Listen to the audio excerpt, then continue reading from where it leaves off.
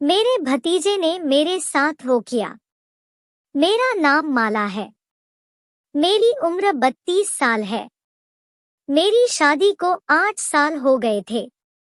मैं अपने पति और सास के साथ रहती थी।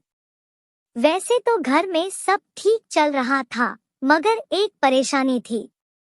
मुझे अभी तक कोई बच्चा नहीं हुआ था, जिसकी वजह से हमारी चिंता बढ़ती जा रही थी।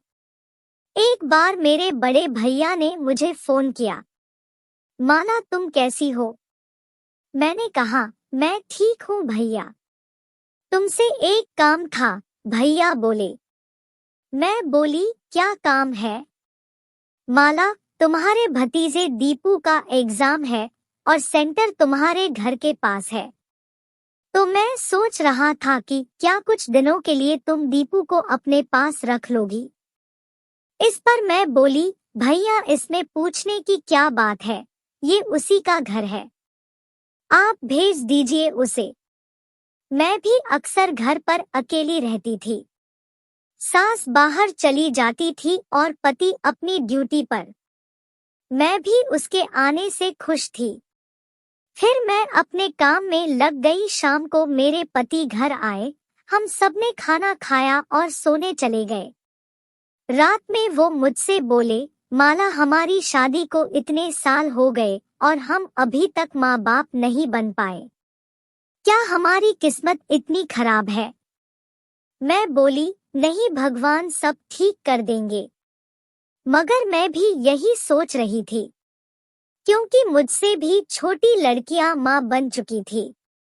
सुबह हो गई और मेरे पति अपने काम पर चले गए और मैं अपने घर के काम निपटाने लगी। तभी किसी ने दरवाजा खटखटाया। मैंने दरवाजा खोला तो वहां मेरा भतीजा खड़ा था।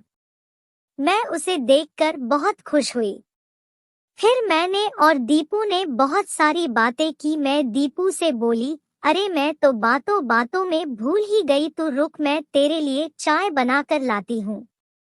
मैं उसके लिए चाय लाई और हम दोनों ने चाय पी। फिर मैंने उसे उसका कमरा दिखाया और वो कमरे में चला गया। कुछ दिन ऐसे ही बीत गए, मगर एक दिन मैंने नोटिस किया कि दीपू मुझे कुछ अलग नजरों से देख रहा था। उसके इरादे कुछ ठीक नहीं लग रहे थे। एक दिन मैंने अपने पति से कहा, मुझे मार्केट जाना है, कुछ कपड़े लाने हैं। वो बोले, तुम दीपू के साथ चली जाना, मैं ऑफिस जा रहा हूँ। मैं दीपू के साथ मार्केट चली गई। हम दोनों बाइक से जा रहे थे। मुझे दीपू का स्वभाव कुछ अजीब लगा। फिर दीपू मुझसे बोला, बुआ, आपकी इतनी उम्र हो गई है, फिर भी आप मुझे बहुत अच्छी लगती हो। मैंने कहा, दीपू, ये सब तो खान पान और व्यायाम पर निर्भर करता है। ऐसे ही बातें करते करते हम मॉल पहुंच गए। वहां मैंने अपने लिए कुछ कपड़े लिए और कुछ दीपू को भी दिलवाए।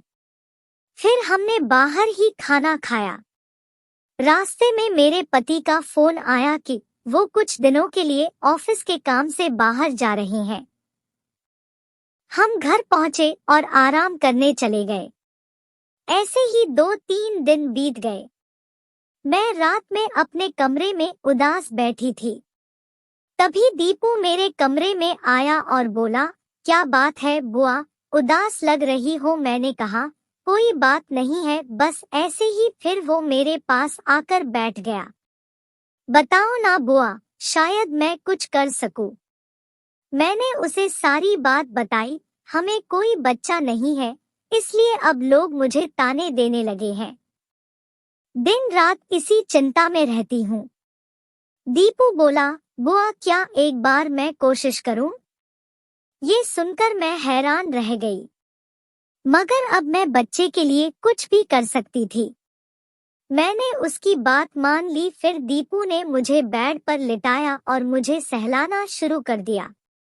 उसने मेरी साड़ी को खोल दिया और ब्लाउज के ऊपर से ही मेरे संतरों से खेलने लगा। वो मुझे किस कर रहा था और मैं भी उसका साथ दे रही थी। मुझे सहलाते हुए उसका हाथ मेरे पेटीकोट पर चला गया। उसने पेटीकोट ऊपर किया और मेरी चिड़िया पर हाथ फेरने लगा। जल्दी ही उसने हम दोनों के कपड़े उतार दिए। उसका औजार भी तैयार था। एक ही धक्के में उसने पूरा नागराज मेरी चिड़िया में डाल दिया और अंदर बाहर करना शुरू कर दिया।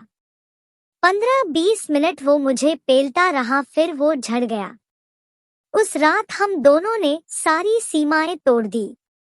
2 दिन बाद मेरे पति भी वापस आ गए। कुछ दिन में उसके एग्जाम खत्म हो गए और वो वापस चला गया। थोड़े दिन बाद मुझे पता चला कि मैं मां बनने वाली हूँ। ये सुनकर मैं और मेरे पति बहुत खुश थे। 9 महीने बाद मैंने एक बेटे को जन्म दिया।